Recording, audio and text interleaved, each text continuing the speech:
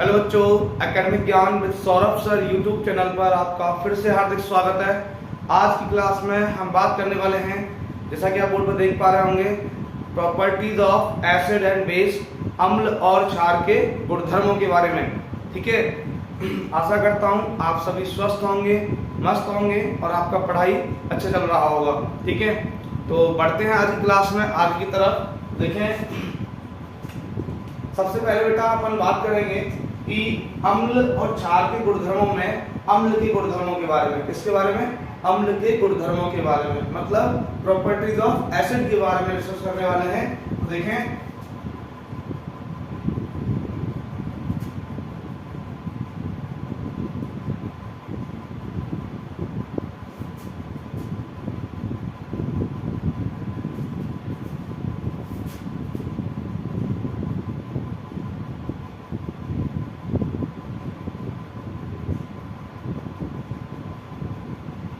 अम्ल के गुणधर्म। तो देखो, सबसे पहले जब भी पहला प्रॉपर्टी बताऊं आपको, किसी एसिड का रिएक्शन, जब भी किसी एसिड का रिएक्शन बेटा मेटल के साथ कराते हैं अपन, किसके साथ में? मेटल के साथ में, तो ऑलवेज बेटा salt plus hydrogen gas release होती है। कौन सी गैस रिलीज होती है? हाइड्रोजन। जब भी एसिड और मेटल का रिएक्शन कराते हैं तो salt plus hydrogen product form में बनता है। जब भी धातु की क्रिया अम्ल से कराई जाती है तो हमेशा नमक मतलब लवण और हाइड्रोजन गैस बनती है। ये फॉर्मेट याद रखना बेटा। तो एसिड मींस क्या होता है? अम्ल। तो अम्ल की क्रिया जब भी मेटल मींस धातु से कराते हैं तो क्या बनता है? लवण और बेटा हाइड्रोजन।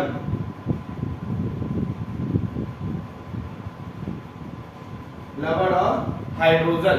ठीक है, अब देखें एग्जांपल इसका। इसमें मैं आपको एग्जांपल बताएं, मैंने एसिड लिया बेटा HCl। क्या लिया? HCl, hydrochloric acid. ठीक है, मेटल मैंने ले लिया बेटा आपका Zn। क्या ले लिया? Zn। जिंक मेटल ले लिया। तो आपको पता होना चाहिए कि हर मेटल का बैलेंस कितना होता है। तो जिंक मेटल का जो बैलेंस बेटा +2 होता है। कितना होता है? +2। तो मैं आपको बता चुका हूं, कंपाउंड में पहले वाला प्लस होता है, दूसरे वाला माइनस होता है। देखें आप, ये प्लस वाला, देखो ये माइनस वाला कहां जाएगा? इस प्लस वाले के पास जाएगा। ये माइनस वाला कहां जाएगा? प्लस वाले के पास में। Because we know that differ charges attract each other. हम जानते हैं विपरीत आवेश एक दूसरे को आकर्षित करते हैं। तो Zn प्लस वाले ने Cl माइनस वाले को अट्रैक्ट किया, तो देखो क्या बनेगा? इसका बैलेंसिंग 2 है, इसका 1 होता है, तो यहाँ बन जाएगा बेटा ZnCl2। क्या बन जाएगा? ZnCl2 means zinc chloride. कैसे बना समझा रहा हूं। देखें, Zn का बैलेंसिंग मैंने लिखा हुआ है +2 होता है, और आप याद भी रखें क्लोराइड का Cl माइनस 1 बैलेंस होता है।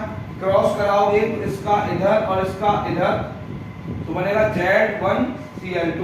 1 कभी शो ऑफ नहीं करते हैं, तो फॉर्मूला बन जाएगा ZnCl2। क्या बनेगा? ZnCl2। सॉल्ट बन गया। अभी ये जो H प्लस आयन है, तो आयन कभी स्टेबल नहीं होता, तो उसको मॉलिक्यूल फॉर्म में लेके आओगे तो H प्लस से क्या निकलेगा? H2। क्या निकलेगा? H2 means hydrogen gas.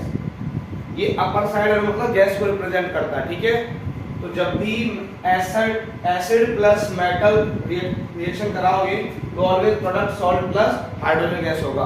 अम्ल की क्रिया जब भी धातु से कराओगे तो लवण और हाइड्रोजन गैस बनती है। ठीक है, अभी आगे देखें और मैं आपको बताऊं, तो ये क्या था? एसिड था, ये मेटल था। अभी और देखें, मैंने लिखा H2SO4 प्लस Na, बैलेंस होती है +1। सोडियम की बैलेंस कितनी होती है? +1। तो ये मेटल है, Na सोडियम मेटल होता है, और H2SO4 सल्फ्यूरिक एसिड होता है। तो इस मेटल का सल्फ्यूरिक एसिड H2SO4 से रिएक्शन कराओगे तो ये कंपाउंड है। कंपाउंड में पहला प्लस, दूसरा माइनस, तो ये Na प्लस वाला किसको लेगा? SO4 माइनस वाले को। तो क्या बनेगा बेटा? Na2SO4 sodium sulphate, Na2SO4 sodium sulphate salt बनेगा। कैसे बना देखें, Na का वैलेंसी कितना होता है +1 होता है, नहीं होता है, राइट। और SO4 का वैलेंसी कितना होता है -2। अभी कंपाउंड फॉर्म करेंगे, क्रॉस मल्टीप्लाई कराओगे तो इसका 2 इधर और इसका 1 इधर, तो क्या बन जाएगा Na2SO4 क्या बन जाएगा Na2SO4। 1 का भी शो ऑफ नहीं करते, बार बार कह रहा हूं, तो बन जाएगा Na2SO4। तो सोडियम सल्फेट सॉल्ट बन गया। अब देखें आप, इसके बाद यहां पर बेटा क्या निकलेगी H2 गैस, हाइड्रोजन गैस। तो ऑलवेज आप याद रखें, जब भी मेटल प्लस एसिड होगा तो प्रोडक्ट सॉल्ट प्लस हाइड्रोजन होगा। तो ZnCl2 यहां क्या है, सॉल्ट है, पता चल रहा होगा आपको। अभी एक बात मैं बता रहा था कि बैलेंस करना सीखे। देखो ऊपर वाले इक्वेशन में, यहां देखो राइट हैंड साइड में Zn कितना 1, इधर भी कितना 1, Cl कितना 2, यहां कितना 1। तो इसको 2 करने के लिए कितने मल्टीप्लाई करोगे 2 का, तो अभी Cl2 हो गया LHS में, RHS में कितना 2 है। अभी यहाँ H कितना हो गया 2, यहाँ भी कितना 2, ठीक है। अब यहाँ देखें Na1 इधर कितना 2, तो इस 1 को 2 करने के लिए कितने का मल्टीप्लाई करोगे 2 का, तो Na2 हो गया, यहाँ भी Na2 है, SO4 H2 बैलेंस हो गया। ऐसे करना है, ठीक है। तो याद रखें एसिड प्लस मेटल जब भी रिएक्शन होगा तो product always salt plus hydrogen gas होगा, ठीक। अब देखते हैं आगे, सेकंड प्रॉपर्टी में डिस्कस करने वाले हैं। तो बी सेकंड में देखें बेटा, जब भी कोई एसिड, ठीक है, अगर मेटल ऑक्साइड, क्या बोला मैंने, मेटल ऑक्साइड से रिएक्ट करता है तो प्रोडक्ट बेटा सॉल्ट प्लस वाटर होता है। क्या होता है, सॉल्ट प्लस वाटर। एसिड मतलब जब भी कोई अम्ल, धातु ऑक्साइड जो कि बेसिक नेचर के होते हैं, क्षारीय प्रकृति के,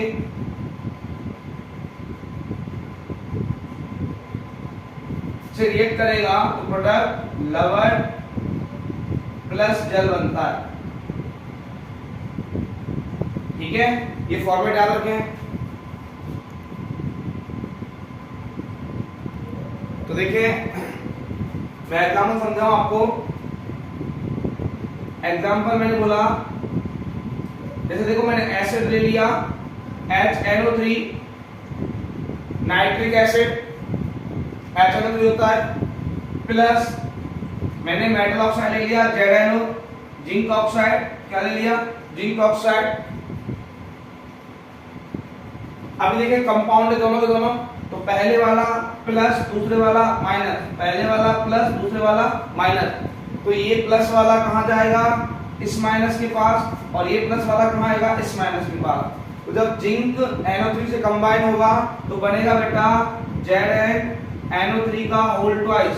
क्या बनेगा, ZnNO3 का whole twice, zinc nitrate salt बनेगा। और ये H जब O के साथ कंबाइन होगा तो बन जाएगा बेटा H2O वाटर, ठीक है। तो ये कौन सा रिएक्शन हुआ आपको याद हो तो, this is called neutralization, this is called neutralization. मतलब क्या हुआ, जब भी एसिड मेटल ऑक्साइड के साथ रिएक्ट करता है तो ऑलवेज प्रोडक्ट सॉल्ट और वाटर होता है। अब रीजन क्या होता है बेटा, क्योंकि मेटल ऑक्साइड जो होते हैं वो बेसिक नेचर के होते हैं। कैसे नेचर के होते हैं, बेसिक नेचर के होते हैं। और जब बेस एसिड के साथ रिएक्ट करता है तो क्या होता है, न्यूट्रलाइजेशन होता है। और न्यूट्रलाइजेशन का प्रोडक्ट ऑलवेज क्या होता है, सॉल्ट एंड वाटर, ठीक है। अभी देखें आप, अभी आगे देखें ये कैसे बना, मैं समझा देता हूं एक बार। तो ये आप याद रखना कि जब भी एसिड प्लस मेटल ऑक्साइड होगा तो प्रोडक्ट सॉल्ट प्लस वाटर होगा। जब भी एसिड प्लस मेटल ऑक्साइड होगा तो प्रोडक्ट सॉल्ट प्लस वाटर होगा। इसका एग्जांपल आपको बता दिया मैंने। अभी ये कैसे प्रोडक्ट बना वो समझा रहा हूं।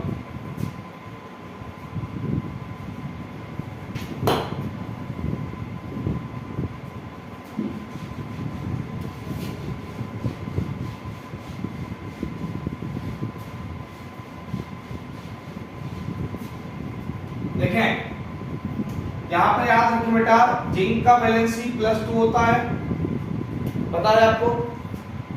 नाइट्रेट NO3 वैलेंसी -1 होता है। क्रॉस मल्टीप्लाई कराओगे, इसका 1 इधर शो ऑफ नहीं होगा, इसका 2 उधर शो ऑफ होगा, तो NO3 का होल ट्वाइस, तो ये बन गया जिंक नाइट्रेट। क्या होगा? Zinc nitrate. अभी जब H+1 हाइड्रोजन आयन की वैलेंसी +1 होती है और ऑक्साइड कितनी होती है? -2। कंबाइन करोगे क्रॉस से क्या बनेगा? H2O। क्या बनेगा? H2O। इसका 2 इधर तो H2, इसका 1 उधर तो 1। ठीक है, तो ऐसे बनता है। तो जब भी किसी मेटल का रिएक्शन, जब भी किसी मेटल ऑक्साइड का रिएक्शन एसिड के साथ होगा, product always salt plus water होगा। और एक और क्वेश्चन देखें, जैसे मैंने लिखा K2O पोटेशियम ऑक्साइड प्लस मैंने एसिड ले लिया HCOOH, ये बेटा कार्बोनिक एसिड है जिसका नाम होगा मैथेनोइक एसिड, मैथेनोइक एसिड। और K2O का नाम क्या होगा? Potassium oxide. ठीक है, तो ये मेटल ऑक्साइड है, ये एसिड है। मेटल ऑक्साइड प्लस एसिड क्या फॉर्म होगा? Salt plus water. क्योंकि इनका नेचर कैसा होता है? बेस की तरह बिहेव करते हैं मेटल ऑक्साइड, धातु ऑक्साइड क्षार की तरह व्यवहार करते हैं, और ये क्या है? एसिड। तो आप जानते हो acid plus base salt plus water. अब देखें कंपाउंड में पहले वाला प्लस, दूसरे वाला माइनस, इसमें ये पूरा H0 माइनस और H plus.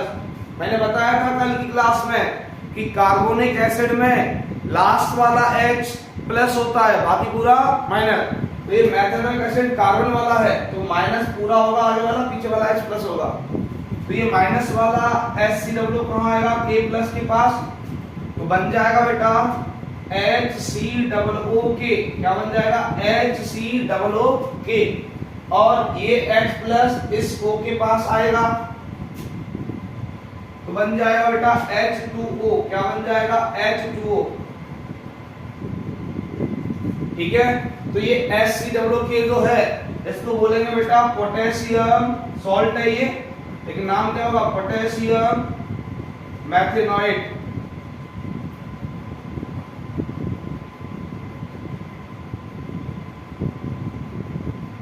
मैथेनोइट।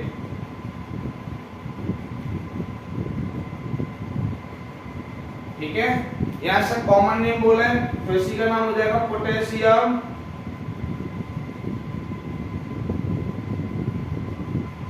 Format. Potassium format, तो पोटेशियम फॉर्मेट बोले या पोटेशियम मैथेनोइट बोले। ठीक है, तो ये सॉल्ट हो गया, ये बाय नेचर क्या होगा? सॉल्ट, और ये क्या है? वाटर। तो जब भी बेस प्लस एसिड होगा तो सॉल्ट प्लस वाटर प्रोडक्ट बनता है, न्यूट्रलाइजेशन होता है। लेकिन ये बेस कौन सा है? मेटल ऑक्साइड वाला बेस है, धातु ऑक्साइड वाला। तो ये प्रोडक्ट ऐसे बनते हैं। ठीक है, आशा करता हूं समझ में आया होगा। आगे बढ़ते हैं।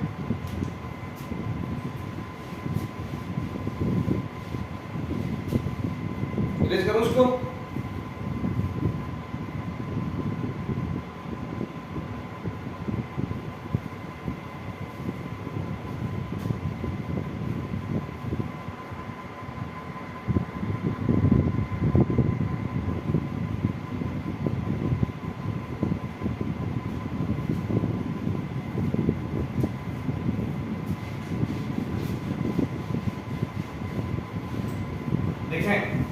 आगे अपन थर्ड प्रॉपर्टी बात करने वाले हैं। Next acid plus metal carbonate हो बेटा, या मेटल बाइकार्बोनेट हो, तो प्रोडक्ट अगर स्पेस नहीं इसलिए मैं कर लिया तो product always salt plus H2 मतलब वाटर प्लस कार्बन डाइऑक्साइड, ये होता है। जब भी एसिड मतलब अम्ल, मेटल कार्बोनेट मतलब धातु कार्बोनेट,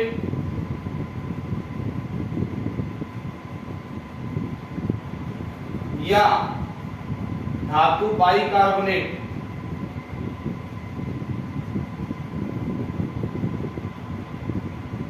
ठीक है, का रिएक्शन कराते हैं। जब भी अम्ल और धातु कार्बोनेट या धातु बाइकार्बोनेट का रिएक्शन कराते हैं तो प्रोडक्ट लवण, सॉल्ट, वाटर, जल एंड कार्बन डाइऑक्साइड बनते हैं ऑलवेज, ठीक है।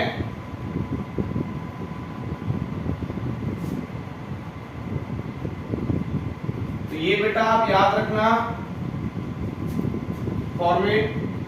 आप समझे इसका इक्वेशन, जैसे मैंने लिया एग्जांपल, समझे बेटा, मैंने लिया एसिड में ले लिया, सबसे इजी जो मुझे याद आ रहा है सबसे पहले वो HCl याद आता है, हाइड्रोक्लोरिक एसिड, इससे आत्मा का मिलन जुड़ा हुआ है हमारा, तो HCl मतलब हाइड्रोक्लोरिक एसिड प्लस, अब मेटल कार्बोनेट पहले मैं ले रहा हूं तो मेटल कार्बोनेट में ले लिया, मान लो sodium carbonate Na2CO3, sodium carbonate metal carbonate हो गया।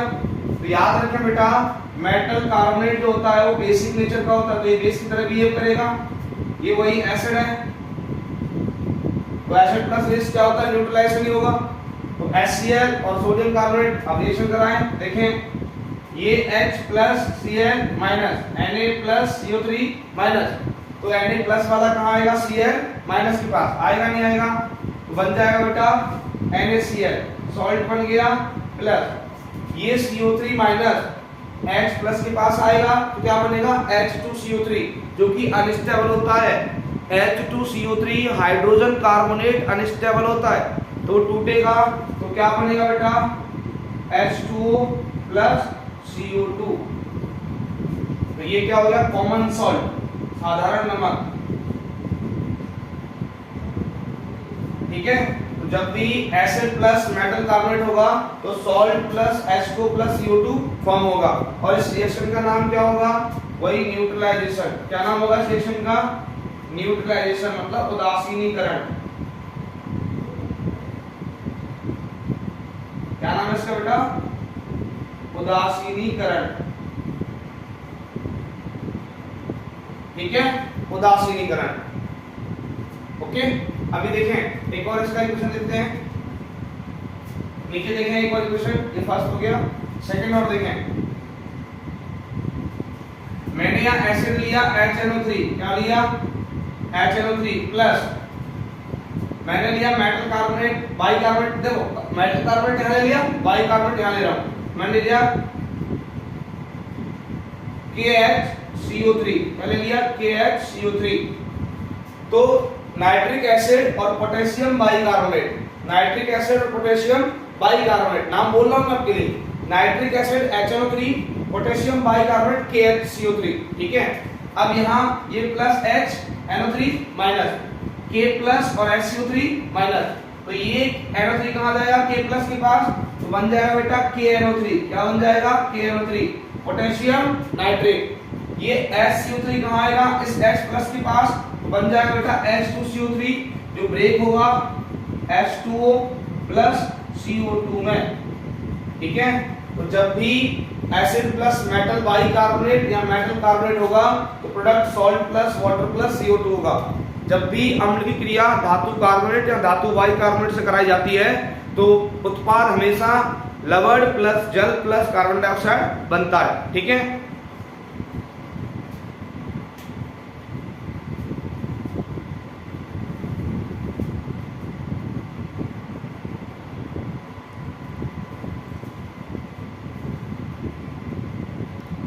आगे देखिए बेटा,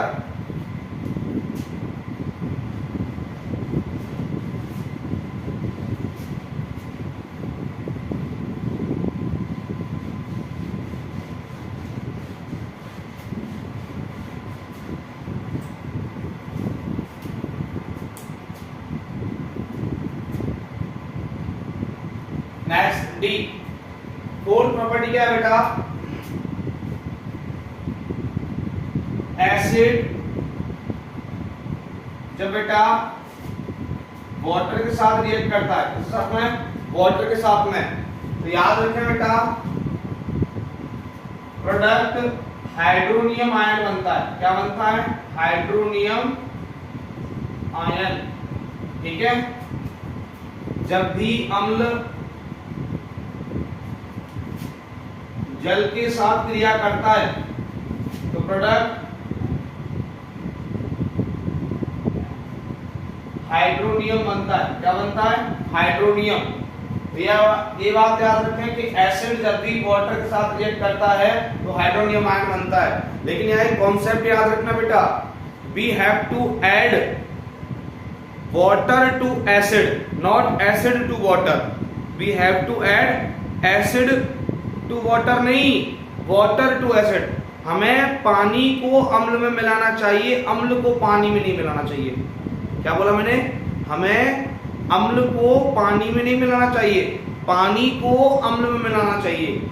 ठीक है, और वो भी स्लोली स्लोली, ग्रेजुअली, जिसको बोलते हैं धीरे धीरे करके, हिलाते हुए मिलाना है इसमें। ठीक है, तो हमें अम्ल को पानी में नहीं मिलाना, पानी को अम्ल में मिलाना है। ठीक है, तो ये बात याद रखना, एसिड जब भी वाटर से रिएक्ट करेगा तो हाइड्रोनियम आयन फॉर्म होता है। कैसे, देखो समझाता हूं आपके लिए, समझे। मैंने लिया HCl एसिड, क्या लिया, HCl एसिड, कोई बताया इसके साथ आत्मीय संबंध है, प्रेम बहुत है इसके साथ में, हाइड्रोक्लोरिक एसिड इसका नाम है, तो इसलिए बार बार ये एग्जाम में आ जाता है। प्लस वाटर, मैंने वाटर का फॉर्मूला सबको पता है, H2 होता है बेटा। क्या होता है, H2। अब होगा क्या, समझे बेटा, जब भी HCl H2 से कनेक्ट होता है, या कोई भी एसिड जब भी H2 के साथ कनेक्ट होता है तो होता क्या है, इस ऑक्सीजन के पास बेटा इलेक्ट्रॉन प्रेजेंट होते हैं। कितने इलेक्ट्रॉन प्रेजेंट होते हैं, 4। कितने होते हैं, 4। ठीक है, ऑक्सीजन के पास 4 इलेक्ट्रॉन होते हैं इस केस में। तो ये इलेक्ट्रॉन रिच एलिमेंट होता है। Oxygen is the electron rich element, oxygen electron समृद्ध होता है। ठीक है, अब ये ऑक्सीजन वाले इलेक्ट्रॉन, इसके पास ऑक्सीजन है तो इसमें पता है आपको H प्लस है, Cl माइनस है, पता है नहीं पता, कंपाउंड में पहले वाला प्लस दूसरे वाला माइनस, तो H प्लस है। प्लस कब बनता है, जब इलेक्ट्रॉन का डेफिशिएंसी होता है, मतलब इलेक्ट्रॉन डोनेट करने के बाद कोई चीज प्लस बनती है। कोई भी एलिमेंट पॉजिटिव कब होता है, जब वो इलेक्ट्रॉन डोनेट कर देता है। तो इसने H ने इलेक्ट्रॉन दिया है, अब इसको चाहिए तो ये जाएगा कहां बेटा, O के पास जाएगा। कहां जाएगा, O के पास जाएगा। तो देखो क्या होगा बेटा, H3O। देखो कैसे हुआ, यहाँ H2 तो था, ये H प्लस यहाँ आया तो क्या बना, H3O बना। लेकिन ये इलेक्ट्रॉन किसने दिया, O ने दिया। किसने दिया, O ने, तो प्लस किस पे आएगा, O पर।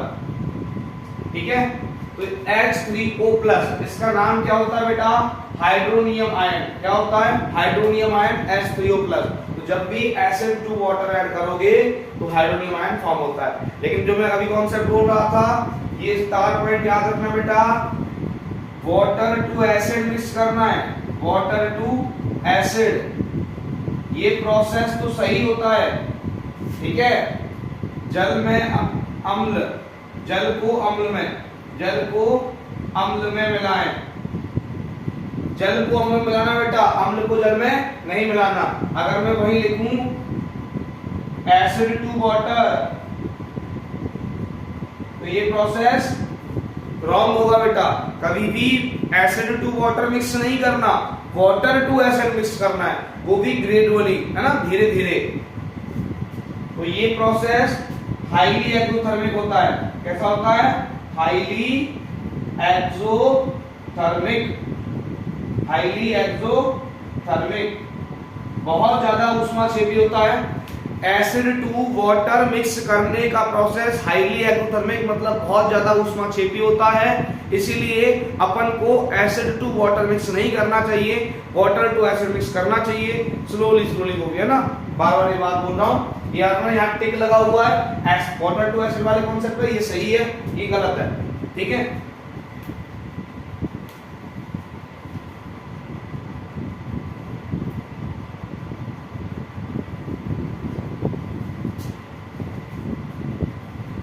तो अपन एसिड की प्रॉपर्टीज की बात कर चुके हैं। इसके अलावा आगे अपन बात करने वाला है प्रॉपर्टीज ऑफ बेस। तो बेस की ज्यादा प्रॉपर्टीज नहीं है, तो अपन भी देखें, स्टार्ट करते हैं, समझें।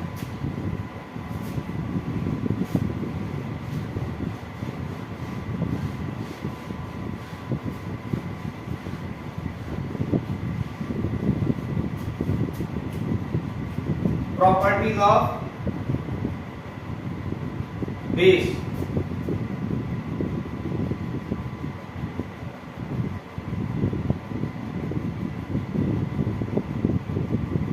क्षार के गुणधर्म, ठीक है। अब सुना बेटा, सबसे पहला जो एसिड था वही यहां है, बेस प्लस मेटल क्या बनेगा, सॉल्ट प्लस हाइड्रोजन। चाहे बेस प्लस मेटल हो चाहे एसिड प्लस मेटल हो, product always salt plus hydrogen होगा, ठीक है। क्षार, इसको धातु बोलते हैं हिंदी में, इसको लवण बोलते हैं।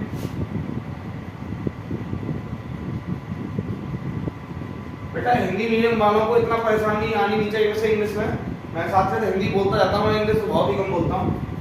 अब सुने ये फॉर्मेट, अगर मैं अब एग्जांपल देखे बेटा, मैंने बेस ले लिया मान लो NaOH। अब बेस में प्यार सबसे ज्यादा इससे है, हमें सबसे अच्छा बेस ये होता है हमारे लिए NaOH, सोडियम हाइड्रोक्साइड। और ये सबसे एग्जांपल अच्छा इसी का याद आता है भाई, सोडियम हाइड्रोक्साइड प्लस मेटल ले लिया मैंने, मान लो अब आपके साथ दुराव नहीं होगा, मैंने ले लिया इसके साथ में जिंक मेटल। क्या ले लिया, जिंक मेटल। एक और बात, every metal does not react with base. हर धातु क्षार के साथ क्रिया नहीं करती, only 2 metals react with base. केवल 2 धातुएं क्षार के साथ क्रिया करती हैं, और वो कौन सी धातुएं हैं, एक तो मेरी जान और एक आलू, मतलब एक तो जिंक और दूसरा एल्यूमिनियम। केवल 2 ही धातु ऐसी हैं जो बेस के साथ रिएक्शन करती हैं, एक तो एल्यूमिनियम दूसरा जिंक, एक एल्यूमिनियम दूसरा जिंक। तो प्रकृति में 2 ही धातुएं क्षार के साथ रिएक्शन करती हैं, अभिक्रिया करती हैं, जो कि है एल्यूमिनियम और जिंक। तो यहां मैंने लिया जिंक मेटल। क्या लिया, जिंक मेटल। तो जिंक वैलेंसी +2 होता है, सबको पता है। अब देखो होता क्या है, पहले तो देखो एक तो याद रखने वाली चीज, अगर याद रख सको तो, नहीं समझाऊंगा तो पूरा ही कॉन्सेप्ट, लेकिन फिर भी याद रख सको तो, जब भी बेस के सामने जिंक मेटल आए, जब भी बेस के सामने, क्षार के सामने जिंक धातु आए, तो वहां ऑलवेज जिंकेट आयन बनता है। कौन सा आयन, जिंकेट। लिख रहा हूं ZnO2-2, ये होता है बेटा जिंकेट आयन। कौन सा आयन होता है, जिंकेट आयन, ZnO2-2। तो यहाँ ZnO2-2 बनेगा जब भी बेस के सामने क्या आएगा, जिंक मेटल आएगा, तो जिंकेट आयन बनेगा। अब ये माइनस का है तो क्या चाहिए, प्लस। तो यहाँ प्लस क्या है, Na वाला, ठीक है। हरजी ये मत बोलना कि जिंक प्लस का है, अरे जिंक से तो जिंकेट बना लिया, तो जिंकेट माइनस का Na प्लस के पास आएगा, तो बनेगा बेटा Na2ZnO2। क्या बनेगा, Na2ZnO2, जिसका नाम होता है sodium zincate salt, sodium zincate. और साथ में क्या बनेगा बेटा, वाटर H2O, ठीक है। तो सॉल्ट प्लस वाटर बन गया। क्यों हुआ, ये बेस है, ठीक है, ये क्या है, बेस। अब सॉरी हाइड्रोजन बनेगा, क्या बनेगा, हाइड्रोजन। आप समझे बेटा, ध्यान दें, ऐसा कैसे हुआ समझाऊंगा आपको। देखो कंपाउंड में मैंने आपको बताया हुआ, पूरा मैकेनिज्म समझा रहा हूं कैसे हुआ ये रिएक्शन। Na प्लस होता है, OH माइनस होता है। अब ये प्लस वाला जो Zn है वो OH माइनस को लेगा। तो यहाँ मिडिल प्रोडक्ट में बनता है बेटा जिंक हाइड्रोक्साइड। क्या बनता है, जिंक हाइड्रोक्साइड, ठीक है। मिडिल प्रोडक्ट में बनता है, तो Zn OH माइनस के पास गया, जिंक हाइड्रोक्साइड बना। तो याद रखें, जब भी एक प्लस वाले के साथ 2 OH और 2 से ज्यादा OH हो, जब भी एक प्लस वाले के साथ 2 या 2 से ज्यादा OH हो, हाइड्रोक्साइड हो, तो वहां से वाटर रिलीज होगा हमेशा। क्या रिलीज होगा, वाटर। तो यहाँ देखें, इस ZnO से क्या बन जाएगा, एक तो ZnO निकल जाएगा, और प्लस में H2O निकल जाएगा। क्या निकल जाएगा? H2O। सुना? यहां से ये देखो, इसको मैं ऐसे लिख सकता हूं ZnOH और OH। तो ये जो OH दो बार है, इस OH में से क्या निकलेगा? H2O। तो यहां से H2O गया, निकल गया, क्या बचा? ZnO। तो ये ZnO जो है वो कंपाउंड है, तो हमें चाहिए क्या? देखो यहां से माइनस चला गया Zn के पास, ये प्लस बचा। इस प्लस को रोकने के लिए हमें क्या चाहिए? माइनस। प्लस को कौन बाइंड अप करता है? माइनस। तो यहाँ माइनस बनाना है हमें, ये तो वाटर है, लेकिन यहाँ इससे क्या बनाना? माइनस। तो इसमें मैं ऐसा क्या करूं कि माइनस बन जाए? तो देखो ये जो O है वो यहाँ इसके पास आता है, ये जो O है वो यहाँ इसके पास आता है। तो देखो ये जब O इसके पास आएगा तो क्या बनेगा? ZnO2 बनेगा। क्या बनेगा? ZnO2। ये जो H2 वाला O है वो इसके पास आएगा तो क्या बनेगा? ZnO2। क्या बचा? H2। देखो H2 लिखा हुआ है। अब ZnO2 जो मैंने यहाँ -2 लगाया वो कैसे आया? देखो जिंक का वैलेंसी +2 होता है, लिखा हुआ है, और एक O का होता है -2। यहाँ कितने O हैं? 2। तो 2 दूनी 4, 2 टू द 4, तो माइनस का 4 और प्लस का 2, तो आंसर कितना आएगा? -2। तो ऐसे होता है, ठीक है। ये जिंक पहले OH माइनस के पास आया, जो कि मिडिल प्रोडक्ट में जिंक हाइड्रोक्साइड बनाएगा। जिंक हाइड्रोक्साइड में से आप डायरेक्ट ऐसे कह सकते हो, ऐसे भी कह सकते हो। देखो समझाऊं कि यहां से जब भी 2 OH आएंगे, जब भी 2 OH आएंगे, तो आप देखो वैसे तो निकालना H2 है, लेकिन यहां समझने के लिए आप कह सकते हो कि देखो क्या बनेगा? ZnO बनेगा और साथ में क्या बनेगा? H2O। OH होंगे तो H2 निकलेगा। देखो H2O निकल गया। अब यहां बना ZnO। अब इस ZnO कंपाउंड है, तो कंपाउंड का टोटल चार्ज 0 होता है, यौगिक का कुल आवेश 0 है, तो ये 0 वाला है। लेकिन यहां देखो Zn तो OH को लेके चला गया, यहां क्या बचा? Na+ वाला, इसको क्या चाहिए? माइनस। तो इसको माइनस बनाने के लिए ये O यहां आ जाता है, तो ये O जब यहां आएगा तो ZnO2 बनता है और हाइड्रोजन निकल जाता है, ठीक है। यहां पर आप डायरेक्टली याद रख लो कि जब भी बेस के सामने जिंक मेटल आएगा तो जिंक कैटायन वाला सॉल्ट बनता है, ठीक है। दूसरा इसमें एक और है, पहला ही हो गया।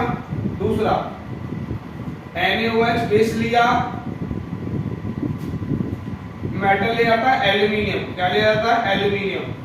तो समझे बेटा, जब भी बेस के सामने एल्यूमिनियम आएगा तो एल्यूमिनेट आयन बनता है। कौन सा आयन बनता है? एल्यूमिनेट। AnO2-1 एल्यूमिनेट होता है। क्या होता है? एल्यूमिनेट। तो जब भी क्या बोल रहा हूं मैं, हिंदी भी देता हूं, एल्यूमिनेट, ठीक है। और ये क्या था?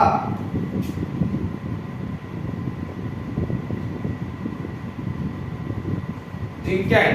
तो जब भी बेस के सामने एल्यूमिनियम आएगा तो एल्यूमिनेट आयन वाला सॉल्ट बनेगा, जब भी बेस के सामने जिंक आएगा तो जिंक आयन वाला सॉल्ट बनेगा। अब देखें ये Al वाला आया है, तो ये Al+ वाला क्या करता है? देखो जहां में क्या बन जाएगा? NaAlO2 और प्लस में क्या निकलेगा? Hydrogen gas. तो ये दोनों ही सोडियम जिंकेट और यहाँ इसका नाम हो गया सोडियम एल्यूमिनेट, दोनों ये बेटा सॉल्ट होते हैं, ठीक है। सोडियम एल्यूमिनेट और सोडियम जिंकेट दोनों ही क्या होते हैं? सॉल्ट होते हैं। आशा करता हूं दोनों रिएक्शन समझ आए होंगे। तो प्रकृति में केवल 2 ही मेटल हैं, मैं लिख रहा हूं नोट डाल के, ओनली 2 मेटल्स। कौन से? Zn zinc, aluminium Al react with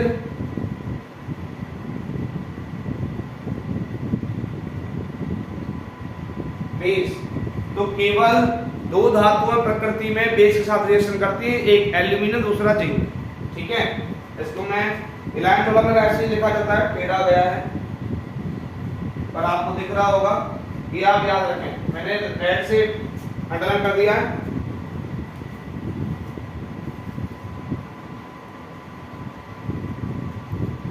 ठीक है, देखें आगे,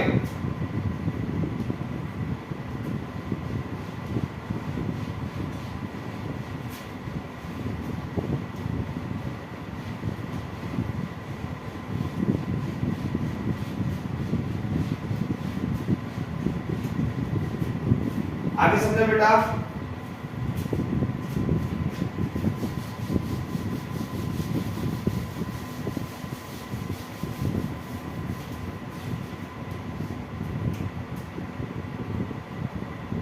सेकेंड प्रॉपर्टी क्या है?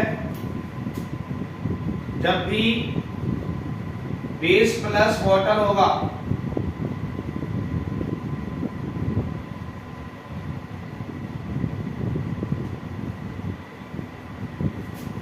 तो बेटा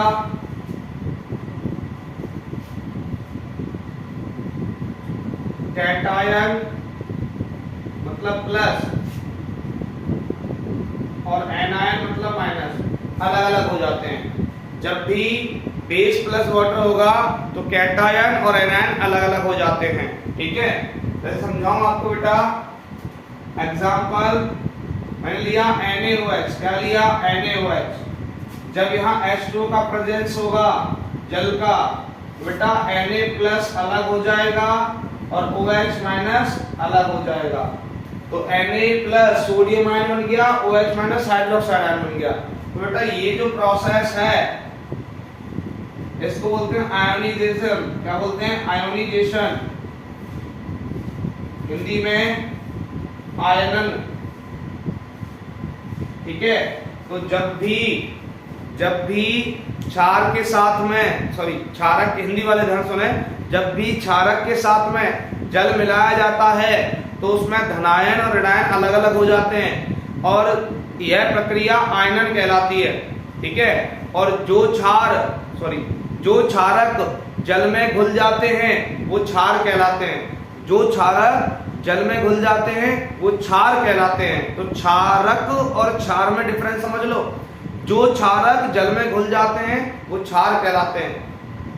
हर क्षार क्षारक होगा लेकिन हर क्षारक क्षार नहीं होगा। जी क्या बात कही? हर क्षारक क्षार नहीं होगा लेकिन हर क्षार क्षारक होगा। जैसे आप बोलते हो ना मैथ में कि each square is rectangle but each rectangle is not square. हर वर्ग आयत होता है लेकिन हर आयत वर्ग नहीं होता।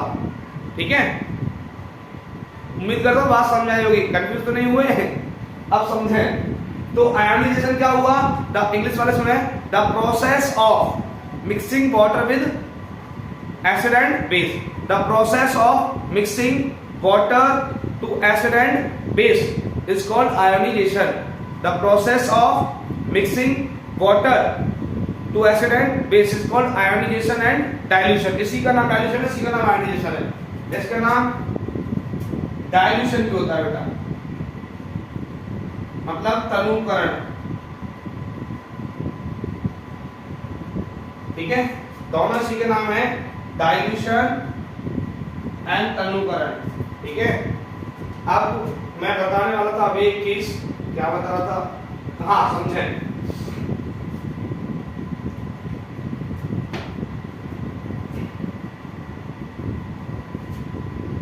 The process of adding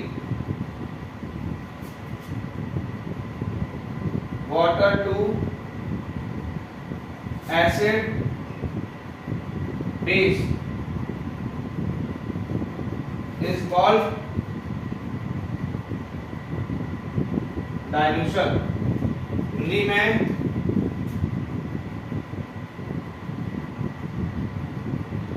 अम्ल या क्षारक में जल मिलाने की प्रक्रिया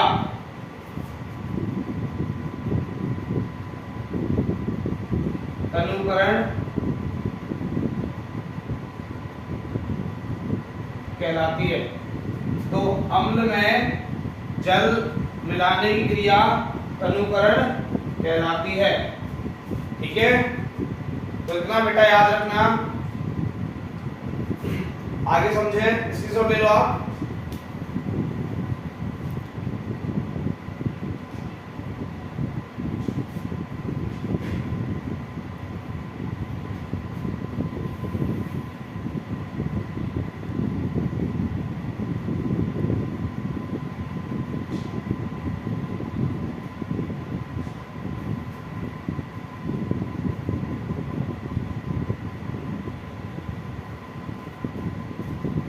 आगे देखें,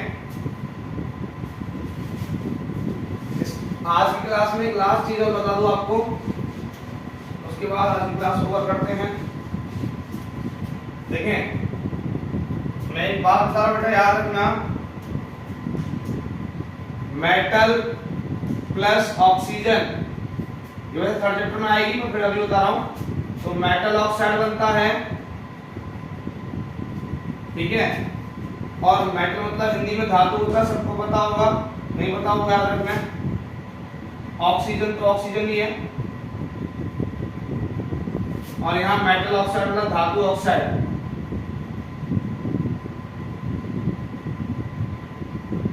कल क्लास में चीज काम आएगी इसलिए बता रहा हूँ। तो धातु ऑक्साइड बेटा कैसे होते हैं, हिंदी देखो, इंग्लिश वालों के लिए याद रखें बेसिक होते हैं, हिंदी वाले याद रखें क्षारीय होते हैं। तो आपसे पूछा जाए नेचर ऑफ मेटल ऑक्साइड कैसा होता है, बेसिक होता है। कैसा होता है, बेसिक। दूसरा पॉइंट आप याद रखें, नॉन मेटल प्लस ऑक्सीजन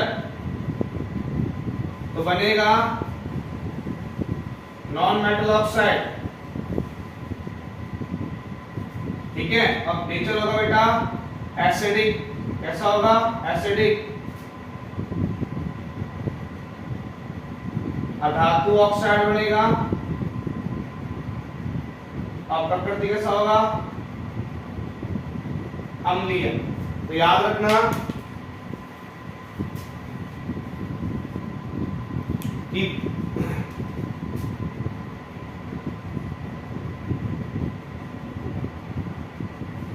अधातुओं के ऑक्साइड अम्लीय होते हैं, धातुओं के ऑक्साइड क्षारीय होते हैं। अधातुओं के ऑक्साइड अम्लीय होते हैं और धातुओं के ऑक्साइड क्षारीय होते हैं, ठीक है। एग्जांपल बताऊं, देखो इस फर्स्ट वाले का एग्जांपल हो सकता है जिसमें मैंने बोला K2 पोटेशियम ऑक्साइड, ठीक है, ZnO जिंक ऑक्साइड। तो all metal oxide are in the basic nature and all non metal oxide are in the acidic nature. सभी धातु ऑक्साइड क्षारीय प्रकृति के होते हैं, सभी अधात्विक ऑक्साइड अम्लीय प्रकृति के होते हैं। ऐसे इसमें एग्जांपल बताऊं मैं अधातु ऑक्साइड का, CO2 carbon dioxide, SO2 sulphur dioxide, NO2 nitrogen dioxide, ऐसे, ठीक है। तो आशा करता हूं आज की क्लास आपको समझ में आई होगी। अगर आपको समझ में आए तो लाइक, शेयर और सब्सक्राइब जरूर करें, यही हमारे लिए मोटिवेशन होता है, और कुछ हमें आपसे एक्सपेक्टेशन नहीं है। और बेटा जाते जाते एक बात कहना चाहूँगा कि मेहनत करने वालों के लिए कोई भी मुकाम मुश्किल नहीं है, ठीक है। Impossible word also says I am possible. तो असंभव शब्द जो है वो कहता है कि मैं संभव हूँ, बट तेरे अंदर करने का क्या होना चाहिए, जज्बा होना चाहिए। तो पहले वो जुनून अपने अंदर पैदा करें कि हमें ये चीज करनी है, तो वो हो जाएगी अगर आप करोगे तो। बट उसके लिए क्या चाहिए, डेडिकेशन, लगन चाहिए, है ना।